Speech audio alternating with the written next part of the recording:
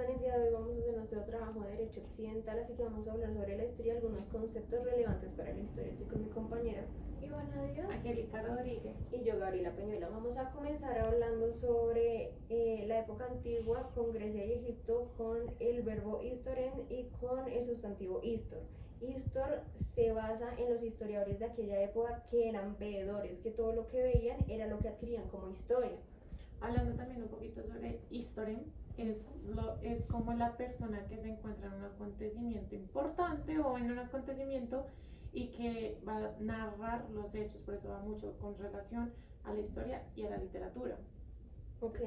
la historia es tan omnipresente que puede entrar por los oídos y es ahí donde empieza la metodología, se diferencia de la historia como tal porque es oral y la historia es escrita. Por ejemplo, o sea, como tú dijiste, vamos a hablar de los griegos. Los griegos antes no consideraban historia, la historia una ciencia. Actualmente se considera, es más que todo la ciencia empírica, porque se trata más de ver los hechos, se trata de los hechos, se basa en hechos. Okay. Y pues eso es lo que... Bueno, sí. Entonces digamos que ahí entra que, por ejemplo, para ellos la ciencia en aquella época pues es la filosofía, okay. ¿cierto? Y decían que era universal, o sea, no era como sí. tal centrada, sino más. Entonces digamos que con la ciencia empírica ya son como hechos que ayudan a forjar la ciencia, mientras que por otro lado la filosofía es como que ellos empiezan a, bueno, algo que decía el profesor es que los filósofos como que dejan de convivir en este plano, por así decirlo, y empiezan a hablar sobre este plano, sobre el universo. Entonces eso ya sería también como ellos en su ser explicar todo. Ok. Sí, o sea, por eso entraría mucho, o sea, tratándose de historia, entraría como los tres principales que es el ser, el saber y el hacer. Que por ejemplo, pues, como lo acabamos de ver, podría ser el ser y el saber. Por ejemplo, lo que tú me estabas diciendo ahorita. Relacionado al historiador de archivo, que es donde el historiador deja ya no se trata de presenciar, ya no se trata de ser el espectador ni el veedor de la misma historia, sino hacerle un estudio y hacer como una recopilación en el archivo sobre la historia como tal y cada uno de los acontecimientos que hubieron y así.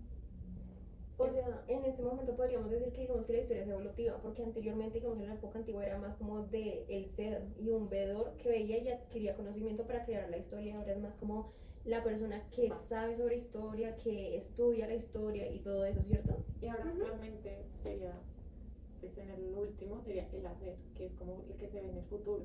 Okay. En el que, como no lo habías mencionado, pero un día lo dijiste, que es como la persona que, conociendo su historia, conociendo como su futuro, su presente, ya sabe que va a ser un futuro, o sea, ya se ¿Eso es de Kelsen? Me parece que sí. Kant, Sí, Kant. Pero entonces también hay como otra parte que son como tres puntos de vista o tres pilares, entonces como el entorno científico y religioso que habla que todo está determinado. Entonces, por ejemplo, en la parte religiosa es que está determinado a partir de una causa inicial que fue como Dios creó el universo y tiene un fin. Y nada de lo que hagamos podrá ser como cambiado realmente con el fin que hay. O por ejemplo en la científica, creo que es en la científica que ya es como que tú por una causa inicial todas tus acciones están determinadas y no puedes cambiarlas. Exacto. No, pero identificándolas ya podrías empezar a poder modificar lo que tú quieres. pero va a seguir Porque teniendo un explicaron efecto. Claro, pero yo también estoy de acuerdo con esa teoría. O sea, de poder que tú, y eso ya entraría el hacer, que tú cambias todo. Con lo que tú conoces de tu pasado y todo, tú cambias las cosas. Puedes tener un mejor futuro, pero no cambias las cosas. Ay, los dejo callados. Pues, o sea, ese es mi punto de vista, o sea, puedes tener un futuro, o sea, ya vas a tener un futuro más, como más presente. Sí, ajá. Entonces siento que, por ejemplo, tu punto de vista está bien, tú crees que el futuro ¿cómo es? Se puede cambiar. Se o sea, puede está cambiar. determinado. Obviamente se puede cambiar, pero siempre va a ser como un poquito lo mismo, Ok. mi opinión.